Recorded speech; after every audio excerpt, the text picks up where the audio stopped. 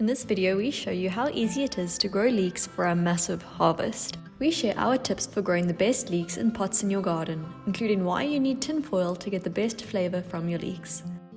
Let's begin with seed sowing. You don't need massive pots to grow large leeks. We had success with smallish pots like these ones. Fill them with a well-composted manure mixture and add a handful of slow-release fertiliser. This combination will supply your leeks with enough nutrients for the whole season. To sow your seeds, wet your soil and poke 2 cm deep holes into the soil. Holes were 10 cm or 4 inches apart.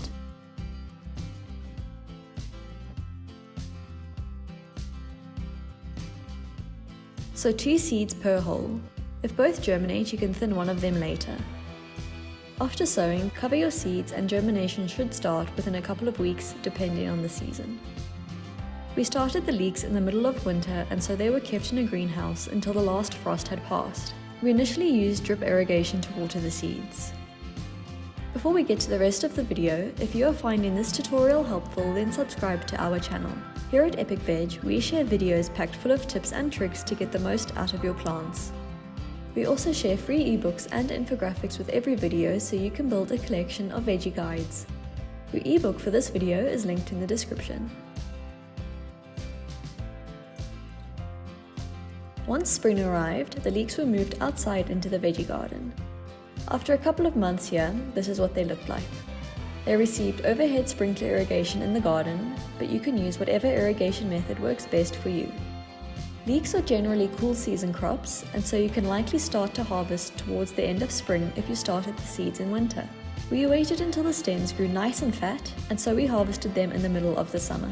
Because leeks can be stressed by high temperatures, if you grow them into the summer, make sure they are regularly watered.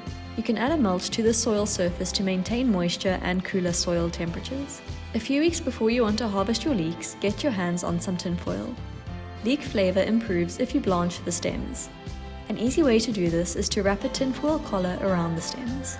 If you are in a drier region and use drip irrigation, you can also use cardboard collars, but they will disintegrate if they get wet, so tinfoil might be a better option.